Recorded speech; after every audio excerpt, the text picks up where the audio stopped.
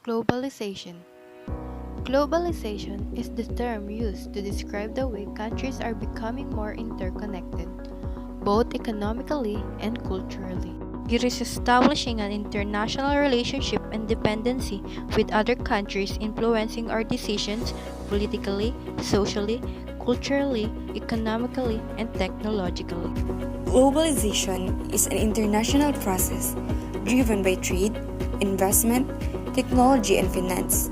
This process has effects on the environment, on culture, on political systems, on economic development and prosperity, and on human physical well-being in societies around the world. Globalization is inextricably linked with interdependence since the available resources are unequally distributed across the world, and for that matter, no country can claim to be fully served with regard to all the resources it needs to be totally self-sufficient. Globalization is not new, though for thousands of years, people and later corporations have been buying from and selling to each other in lands at great distances. One such example is the Thin Silk Road across Central Asia that connected China and Europe during the Middle Ages.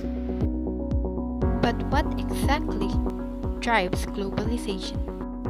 Over the past 20 years, there have been significant development in both communication and transport technologies. The introduction of specialized bulk carriers and container ships has helped reduce the cost of transportation and greatly increased the volume of world trade.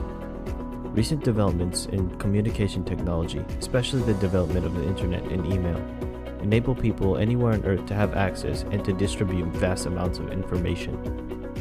The production and distribution of goods and services is increasingly dominated by very large companies known as transnational corporations.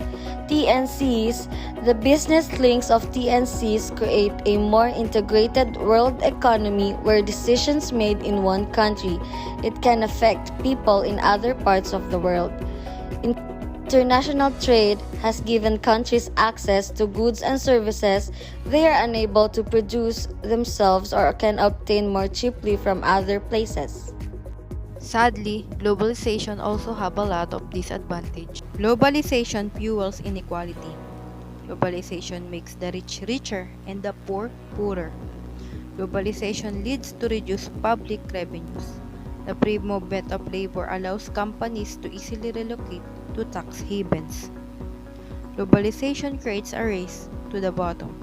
Globalization increases international competition, which creates a race to the bottom. Globalization leaves us vulnerable to infectious diseases.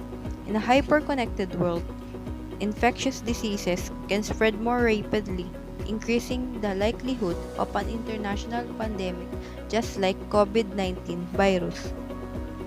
Globalization destroys the environment. Globalization introduces an economic model that is incompatible with environmental protection. Due to an intense exchange of goods, the use of airplanes, ships, and lorries to transport goods over international borders is constantly on the increase.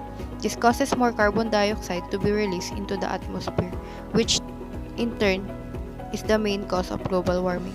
The effects of globalization, both negative and positive, are a reality. No one can opt out entirely, but governments have many options for responding. Globalization itself is neither good nor bad. It just depends on how people deal with all the new possibilities in the future. Now let's proceed to the metaphors of globalization. Barriers that prevent or make difficult that movement of things difficult. Liquid, increasing ease of movement of people, things, information, and places in contemporary world. Flows, movement of people, things, information, and places brought by growing porosity. Solid, as a metaphor of globalization, refers to the barriers that are natural and man-made. These barriers can be directed to social relationship functionality.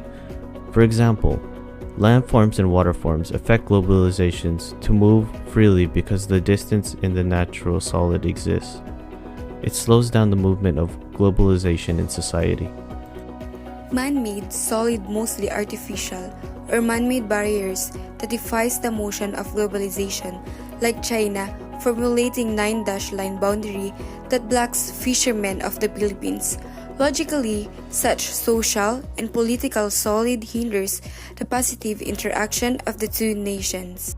Instead of peace talk or better communication, it blocks the positive relationship that through globalization socio-politically means are being defined or promoted.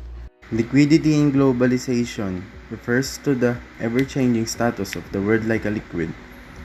The globalization movement adopts the shape of change. Globalization takes shapes in order for development to prevail. The globalization requires adaptability in form of humanity to strive. Everything is temporary like a liquid pours into different vessels with variety of shapes. Now, what are flows?